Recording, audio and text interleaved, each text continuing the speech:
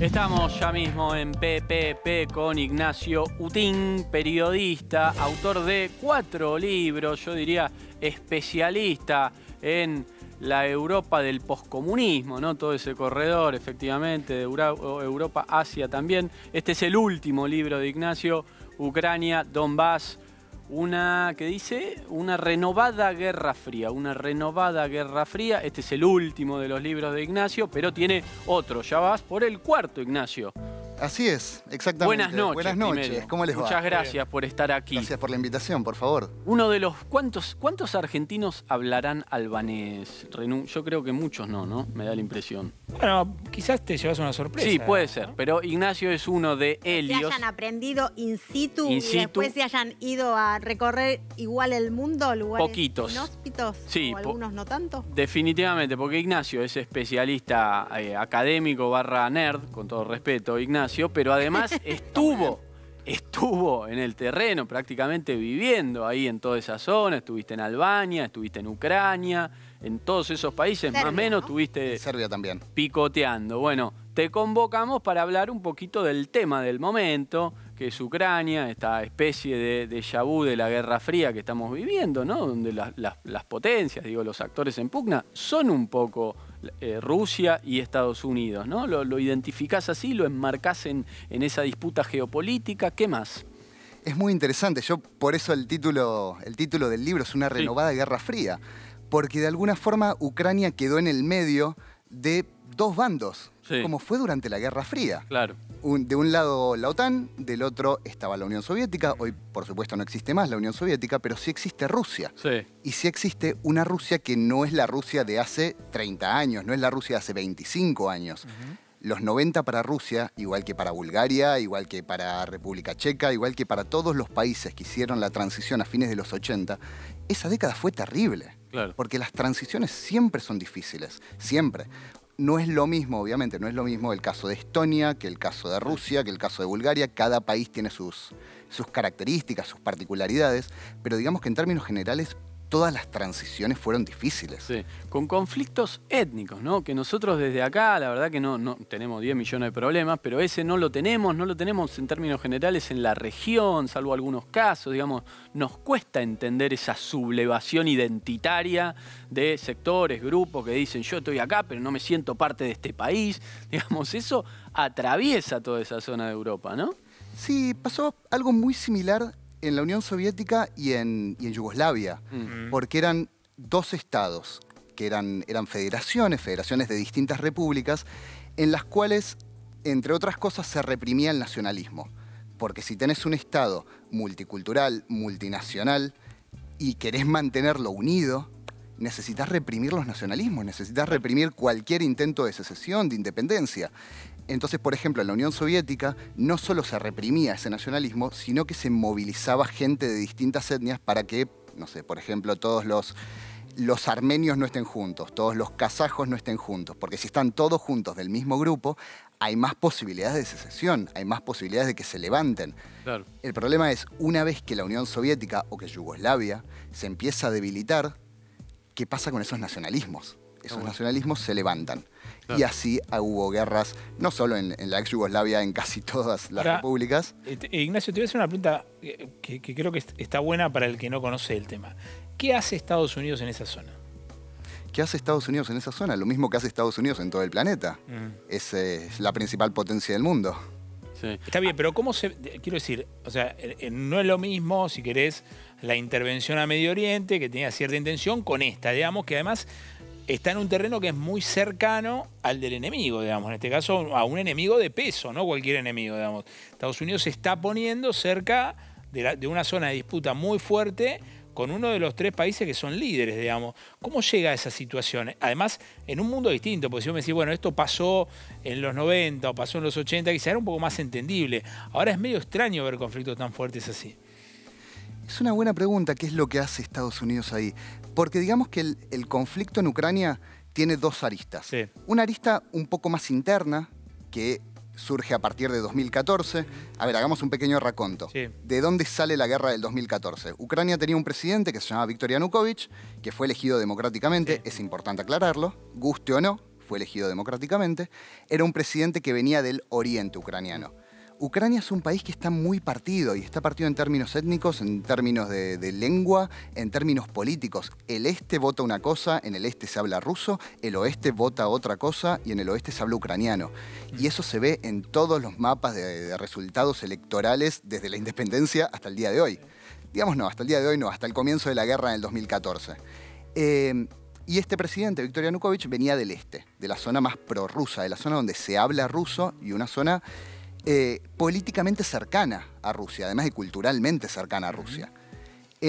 A fines del 2013, Viktor Yanukovych decidió no firmar un acuerdo, digamos, de libre comercio con la Unión Europea, porque ese acuerdo chocaba, era excluyente con otro acuerdo que ya tenía Ucrania con Rusia. Rusia era el principal socio comercial de Ucrania. Entonces, Yanukovych tomó una decisión que puede ser discutible, pero no es delirante. De no abrirse, digamos. De no abrirse, de quedarse con su socio comercial y además su socio político. Sí, claro. Pero eso fue interpretado por mucha gente, por muchos ucranianos, como alejarse de la democracia, de los valores democráticos, liberales que representa la Unión Europea y acercarse a otro tipo de valores, digamos, si se quiere, antidemocráticos y liberales, como lo quieran ver, que representa la Rusia de Putin. A partir de eso hubo manifestaciones, esas manifestaciones fueron cada vez más importantes, fueron cada vez más violentas, el gobierno respondió con mucha violencia, con mucha represión, murió mucha gente. Sí, en esas más de 100 muertos hubo en las manifestaciones. Exactamente. Y del otro lado, los manifestantes se empezaron a armar y se empezaron a formar agrupaciones armadas en contra del Estado. El problema es que una vez que cae Viktor Yanukovych, que no renunció, simplemente se fue, no renunció oficialmente, tampoco se hizo juicio político. Por eso al día de hoy Rusia sigue hablando de golpe de Estado. Porque sin renuncia ni juicio político, ¿Y no hay. Y lo que pasó después es el este, que apoyaba al gobierno de Viktor Yanukovych, que apoyaba al Partido de las Regiones, como se llamaba el partido de este presidente, también se levantó en armas en contra de lo que consideraban un golpe de Estado.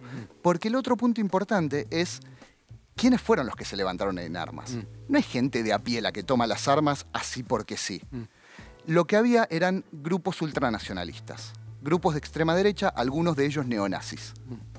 Cuando esta gente empieza a tomar las armas, además, Ucrania tiene antecedentes muy importantes de extrema derecha, de ultranacionalismo, de organizaciones paramilitares que se asociaron al nazismo, por ejemplo, en la Segunda Guerra Mundial, con la idea de una Ucrania independiente, una Ucrania para los ucranianos. Claro. Y estas agrupaciones en la Segunda Guerra Mundial llevaron adelante matanzas sistemáticas contra, por ejemplo, judíos, por ejemplo, polacos, especialmente en el oeste de Ucrania, especialmente en la región de Galicia. Y claro, desde el otro lado, desde el este, ven que hay agrupaciones neonazis que dicen Ucrania para los ucranianos. Los rusos del este quedan afuera de esa lógica. Claro. Además les hicieron un golpe de Estado. Además, estos grupos tienen cada vez más fuerza. Y también se levantaron en armas. Claro. Eso fue lo que pasó. Obviamente Rusia empezó a apoyar a estas agrupaciones del este que eventualmente en mayo del 2014 declararon la independencia. Claro. Y se formaron dos repúblicas autoproclamadas que al día de hoy... Crimea es otro tema. No, estas dos repúblicas son la República Popular de Donetsk y la República Popular de Lugansk. Crimea tiene una historia distinta porque fue anexada, claro, o fue recuperada, como dicen los Rusia. rusos. Claro. Y ahora esto puede escalar ¿hasta dónde? Porque hay un discurso belicista de ambos lados, ¿no? Da la impresión de que tienen ese discurso para finalmente no llegar a una situación bélica, pero, digo, no se sabe. Bien, pero lo que está sucediendo ahora tiene cierta relación, pero no es exactamente lo mismo que la guerra que se inició en el 2014, que lleva ya casi 8 años. Lo que está sucediendo es que a partir de 2014, una vez que cae el gobierno de Yanukovych, una vez que la gente del este son considerados terroristas por el Estado, hay cierto ataque hacia la población rusa. Y no solo hacia la población rusa, sino hacia todo lo que sea ruso.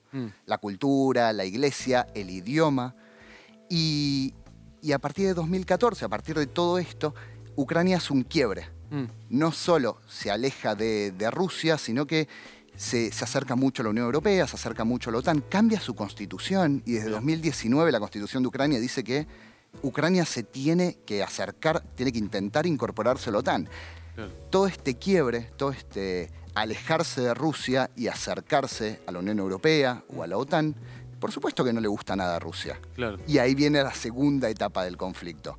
¿Cómo presiona a Rusia, de alguna forma, para que Ucrania no se le vaya tan lejos?